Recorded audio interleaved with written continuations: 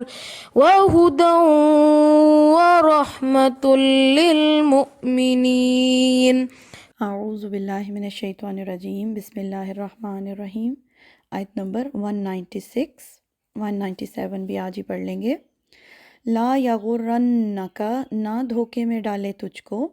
یہاں اللہ تعالیٰ عام مسلمانوں سے بات کر رہے ہیں، عام مسلمانوں سے خطاب ہے، کہیں تمہیں دھوکے میں نہ ڈال دیں۔ تقلب الذین کفروا فی البلاد، چلنا پھرنا، تقلب کا معنی ہے آنا جانا، قلب اسی سے ہے، دل۔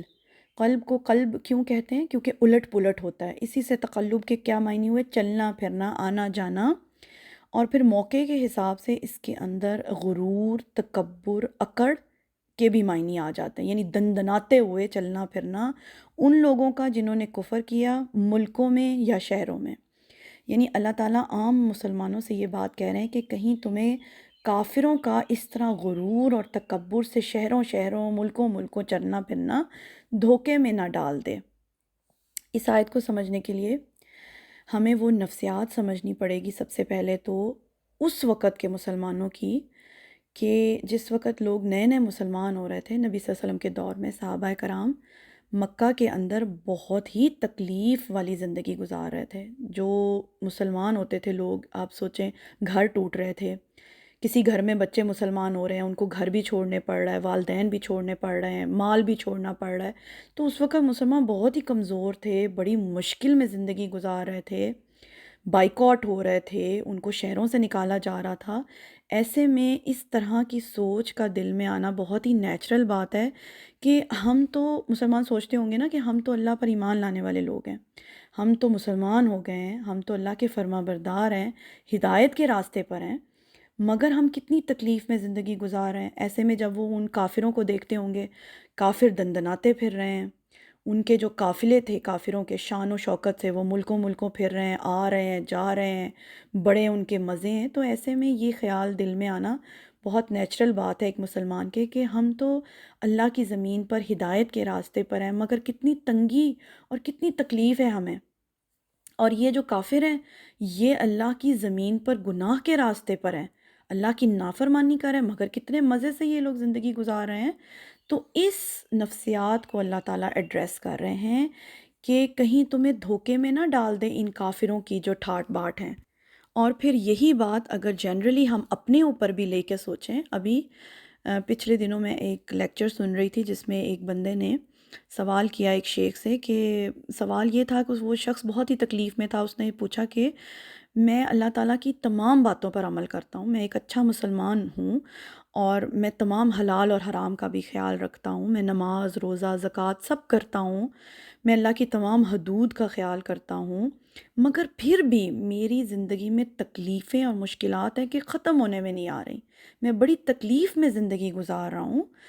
اور مطلب وہ یہ سوال شیخ سے کر رہا تھا کہ میں تو اللہ کی تمام باتوں پر عمل کرتا ہوں، کوشش کرتا ہوں، مگر پھر بھی میں کتنی تکلیف میں زندگی گزار رہا ہوں۔ ایسے میں جب ایک انسان یہ دیکھے کہ کوئی اور بندہ جو اللہ کی حدود پر نہیں رک رہا، گناہ کی زندگی گزار رہا ہے، مگر اس کا ایک پاؤں ایسٹ میں ایک پاؤں ویسٹ میں، اتنا اس کو مال ملا ہوا ہے، وہ تو کبھی وہ دبئی جا رہا ہے، کبھی وہ امریکہ گھوم پھر رہا ہے، وہ مزے کر رہا ہے، اس کے تو ٹھاٹ باٹ ہیں، اور میں اللہ کی تمام حدود کا خیال رکھتا ہوں، پھر بھی میں اتنی تکلیف اور مشکلات میں زندگی گزار رہا ہوں۔